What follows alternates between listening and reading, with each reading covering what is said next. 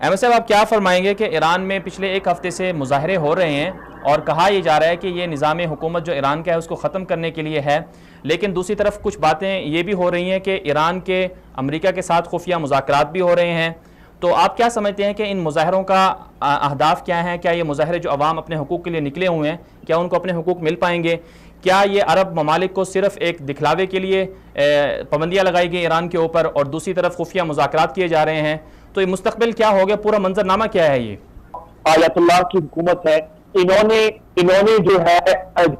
America ने अफगानिस्तान को invade किया और उसके बाद इराक को इन्वेड किया। तो दोनों मौकों पर ईरान की हुकूमत सरेआम तो मर्ग बर अमेरिका के नारे लगाती रही, लेकिन दर हकीकत उनकी जो इंटेलिजेंस सर्विस है और उनकी तो ये पासदारान इनकलाब हैं, ये खुफिया तौर पर मुकम्मल तौर पर अमेरिका के साथ, अमेरिका की मिलिट्री और अमेरिका की इंटेलिजेंस के साथ ताउन करते रहे। इन्होंने मुकम्मल तरीके से ताउन किया अमेरिकी इंटेलिजेंस के साथ अफगानिस्तान में, अफगान तालिबान की हुकूमत गिराने में, और उसके बाद इन्होंने मुकम्मल तौर पर ताउन किया अमेरिकी मिलिट्री के साथ ऑन द ग्राउंड इराक के अंदर। बल्कि आपको ये हैरानगी होगी सुन के कि ऐसी सिचुएशन अभी हमने पिछले 2 सालों में देखी है। मैं उन सहाफी में से हूं जो बहुत करीब से हम स्टडी कर रहे थे, जब आपको पता है कि इराक का बहुत बड़ा शहर फल्लूजा और उसके बाद इराक का दूसरा सबसे बड़ा शहर अल-मूसुल, दोनों का जब मुहासरा ग्राउंड पे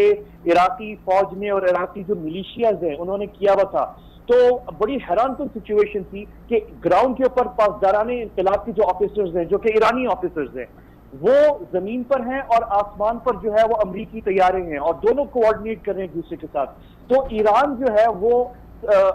यानी अलानिया जो है मर्ग बर अमरीका, लेकिन खुफिया तौर पर हमेशा तैयार रहा है मुज़ाकरात के लिए, और साथ साथ फिर जो है वो अपनी पॉलिसी भी पुश करता रहा कि वो उसको निगोशिएटिंग पोजीशन जो है ईरान की वो मजबूत हो। तो अभी ये इत्तलात आ रही हैं, जो ईरानी ऑपोजिशन फिगर्स हैं, जो ईरानी ऑपोजिशन से ताल्लुक रखने वाले ईरानी सहाफ़ी हैं, वो बता रहे हैं कि वजारत जो उमूर खारजा है तेहरान में, वहां पे ये फैसला हो गया है कि किसी न किसी तरीके से चैनल खोले जाएं खुफिया मुज़ाकरात के ट्रंप इंतजामिया के साथ। अब इसका मतलब ये नहीं है कि अमेरिका रजामंद हो गया और मुज़ाकरात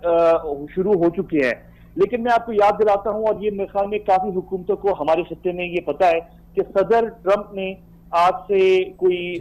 2 या 3 हफ्ते पहले इशारतन ये बातें कही थी कि हम तवक्को करते हैं कि ईरान की जो हुकूमत है वो अब मुज़ाकरात करने आएगी किसी न किसी तरीके से। तो अब ईरान की हुकूमत फंस चुकी है और ये मुज़ाकरात करने की कोशिश करेंगे और ये राब्तों की कोशिश करेंगे। मैं आपको याद दिला दूं कि आज से 2 दिन पहले ईरान के वजीर खारजा जवाद जरीफ ओमान गए थे, सल्तनत ओमान, और ओमान का आपको पता है कि बहुत करीबी अमरीकी हलीफ है, और ओमान ने बहुत बड़ा किरदार अदा किया था उन खुफिया मुज़ाकरात में, जिनके नतीजे में वो न्यूक्लियर डील जो मगरबी कुव्वतों और ईरान के दरमियान जो न्यूक्लियर डील हुई थी, जिससे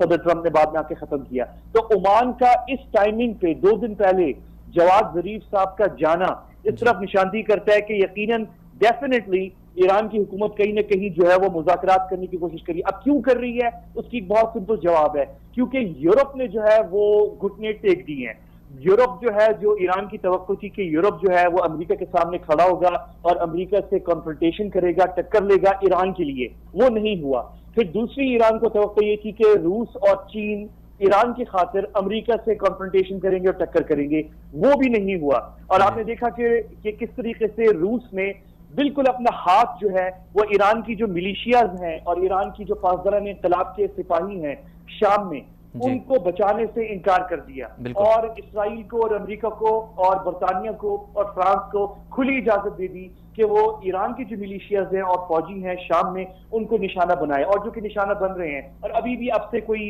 1 घंटा पहले जो है इत्तलात है कि शाम में जो है एक और कोई ईरानी मिलिशिया है, उसका कोई वेयर हाउस या कैंप है और वो उसको किसी ने निशाना बनाया है। मुमकिन इसराइलियों ने किया होगा या बरतानियों ने किया होगा, किसी ने बहरहाल 1 घंटा पहले निशाना बनाया है। ये इत्तलात मीडिया में इस वक्त चल रही हैं। तो ईरान की हुकूमत बहुत मुश्किल में फंसी हुई है। अब ये जो प्रोटेस्ट हो रहे हैं, प्रोटेस्ट बड़ी जबरदस्त प्रोटेस्ट है। अब इस पे पता नहीं हम, मैं और आप क्या कहेंगे, लेकिन मैंने तो वो वीडियो भी देखी है जहां पे ईरानी मुजाहिरीन जो है वो ये नारे लगा रहे हैं कि मर्ग बर शाम और मर्ग बर फलस्तीन, और वो कह रहे हैं कि हमें सिर्फ ईरान से गर्ज होना चाहिए, मर्ग बर यमन, मर्ग बर शाम और मर्ग बर फलस्तीन। वो कह रहे हमारा कोई काम नहीं है ईरान की फौजों का और पासदारान इंक़िलाब का और खामेनेई साहब का और बाकी सबका कि वो घुसे शाम में घुसे और यमन में घुसे और दूसरे इलाकों के अंदर, खित्ते के अंदर। ईरान की पासदारान को चाहिए कि वो ईरान का तेल, ईरान का पैसा ईरान की आवाम पे खर्च हो। और ये आपने भी वीडियोस देखे हैं। तो ये प्रोटेस्ट बहुत सीरियस हैं। अब ये दिखावे के लिए ये सब कुछ हो रहा है और अमेरिका जो है खुफिया कोई मुज़ाकरात करके डील कर लेगा ईरान के साथ। शायद ये बात इतनी आगे ना जाए क्योंकि ट्रंप इंतजामिया जो इतनी आगे जा चुकी है न्यूक्लियर डील खत्म करने में, और आपको पता है कि इतना शदीद नुकसान हुआ है उन सैंक्शंस का जो अमेरिकी सदर ट्रंप ने लगाए हैं ईरान पे, कि एक एक करके यूरोप के तमाम बड़ी बड़ी जो कंपनीज जिन्होंने न्यूक्लियर डील के बाद ईरान में इन्वेस्टमेंट की थी सब निकल रही हैं। ना सिर्फ ये बल्कि आपने भी देखा कि निकी हेली जो अमेरिकी सफीरा है अक़वाम मुत्तहिदा में, वो अभी भारत गई हुई थी। और भारत जो है वो बहुत बड़ा हलीफ है ईरान की हुकूमत और आयतुल्लाह की जो हुकूमत है, इनका बहुत बड़ा हलीफ है वजीर आजम मोदी और ये भारत की हुकूमत। और बड़ा दबाव डाला गया अमेरिकियों की तरफ से इंडिया के ऊपर कि आपको हम तेल देंगे, आप तेल लेना ईरान से बंद करें। और अभी इत्तलात आ रही है, मैं वैसे ट्रस्ट नहीं करता, हम तो अपने जो अमेरिकी दोस्त है उनको कह रहे हैं आप लोग भारतीयों को ट्रस्ट ना करें, इंडियंस जो है वो बहुत तेज हैं। उन्होंने इंडियंस ने ये किया कि निकी हेली के दौरे के बाद कुछ खबरें रिलीज कर दी अपने मीडिया के अंदर जी,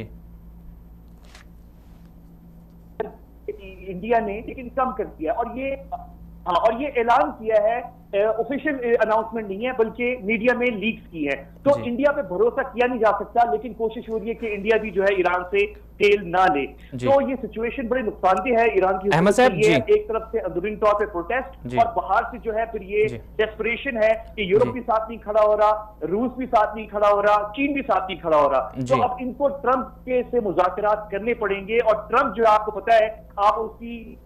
खामियां निकाल दें, लेकिन ट्रंप एक निगोशिएटर जो है वो बहुत टफ है, टफ निगोशिएटर है। बिल्कुल। तो ये देखने वाली सूरत हाल है कि ये ओबामा तो नहीं है अब, तो ईरान की हुकूमत किस तरीके से जो है वो निगोशिएट करेगी ट्रंप के साथ। जी अहमद साहब, लेकिन ये बताइएगा कि अगर जिस तरह के हालात चल रहे हैं तो इसमें चूंकि आवाम भी ये चाह रही है कि चूंकि ये जो हुकूमत है, मौजूदा निज़ाम है, इससे उनको कुछ फ़ायदा नहीं मिला, हुकूक नहीं मिले, तो वो चाह रहे हैं कि ये निज़ाम तब्दील हो जाए। और अभी जो 2 दिन पहले पेरिस के अंदर जो एक अपोजिशन वालों की जो कॉन्फ्रेंस हुई है बहुत बड़ी, मरियम राजवी उसमें जो उनकी वो लीडर हैं वो लीड कर रही हैं वहाँ पर, तो वो ये कह रहे हैं कि ये निज़ाम अब तब्दील हो जाएगा। अमेरिका के जो मुशीर हैं ट्रंप के, वो भी ये कह रहे हैं कि इस निज़ाम को तब्दील किया जाए। तो आप क्या समझते हैं कि इस निज़ाम हुकूमत को तब्दील होना चाहिए, और क्या अगर ये तब्दील हो जाता है तो इससे जो पड़ोसी मुल्क हैं बिलखुसूस पाकिस्तान और अफगानिस्तान, उनको फ़वाइद मिलेंगे या फिर कुछ उसमें कुछ मज़ीद कुछ इंतशार फैल जाएगा? बिल्कुल, आपने 2 पॉइंट पूछे हैं कि एक तो क्या मुमकिन है कि इस वक्त हुकूमत निज़ाम जो है ईरान का तब्दील हो।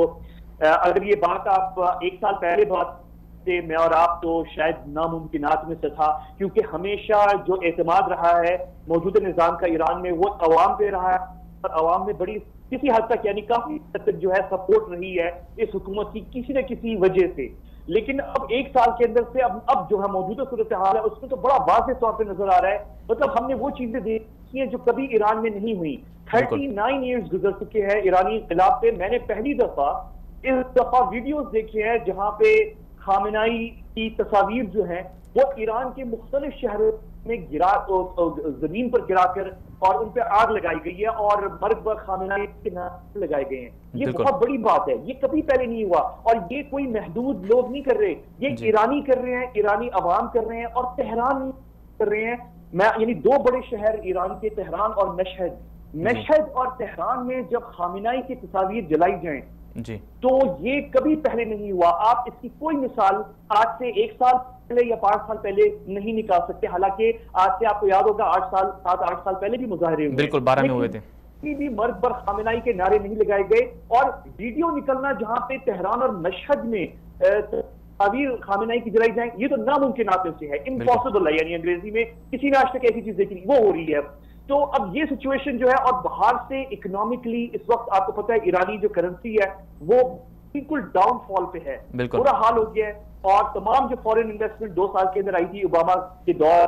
में, और उसके बाद वो सारी जो है बंद हो गई है और बहुत मुश्किल सूरत हाल है। सबसे जो बड़ी बात यह है कि पहले जब ईरान के ऊपर इस तरह की प्रेशर आते थे तो जो पड़ोसी ममालिक हैं वो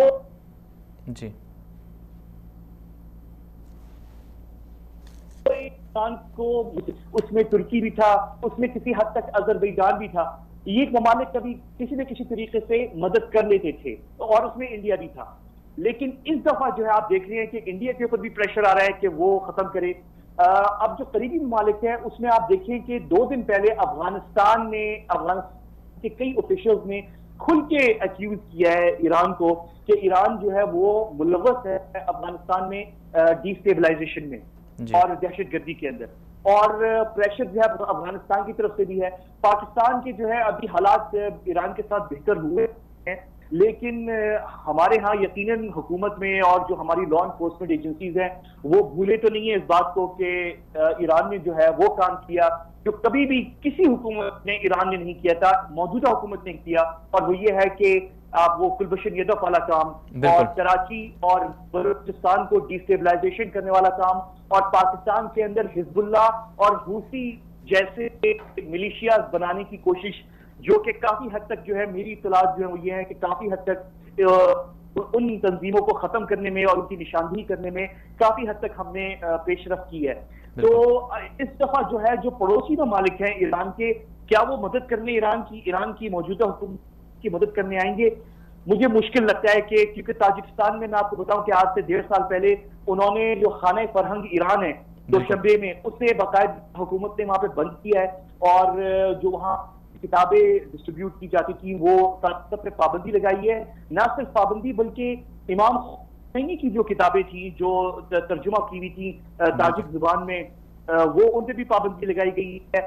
तो ये जो नेबरिंग ममालिक है, जो पड़ोसी ममालिक है ईरान के, वो उनके साथ भी ईरान के ताल्लुकात जो है, मैं ये नहीं कहूँगा कि बहुत अच्छे हैं, नॉर्मल होंगे किसी हद तक, लेकिन इतने अच्छे नहीं है, तो वो भी मदद करने शायद उस तरीके से ईरान की हुकूमत की ना आए। इसमें सिचुएशन बहुत मुश्किल है। मैं इस बात को देख रहा हूं कि अगर ये सिचुएशन चलती गई, अगर ट्रंप इंतजामिया ने कोई डील ना कर ली ईरान की हुकूमत के साथ, तो अगर ये करेंसी की कीमत गिर गई और ये प्रोटेस्ट ईरान के अंदर चलते गए, और जाहिर है जब करेंसी की कीमत गिरेगी, और अब आपको पता है कि ओपेक और तेल की मार्केट में जो सऊदी अरब ने और मुत्तहिदा अरब इमारात ने रूस और अमेरिका के साथ जो डील की है तेल की मार्केट्स के हवाले से और कीमतों के हवाले से, तो अगर ये भी कीमतें कम हो गई तो ये बड़ा मुश्किल हो जाएगा ईरान की हुकूमत के लिए कि वो कंटिन्यू करे, नंबर 1, नंबर 2 कि वो ये मुजाहरे जो हो रहे हैं ईरान के अंदर उनको खत्म करे, नंबर 2, और नंबर 3 कि वो खर्चा जो हूसी मिलिशिया यमन में, बहरीन के अंदर, इराक में और शाम में जो खर्चा कर रहा है, और लिबनान में हिजबुल्लाह के ऊपर, ये खर्चा बरकरार रख सके, तो ये बड़ा मुश्किल हो जाएगा इस हुकूमत का चलना जो है। अहमद साहब, आपका बहुत शुक्रिया, आपने बहुत अच्छी गुफ्तगू की, बहुत अच्छा तज्जिया किया, आपका बहुत शुक्रिया, आपने हमें वक्त दिया।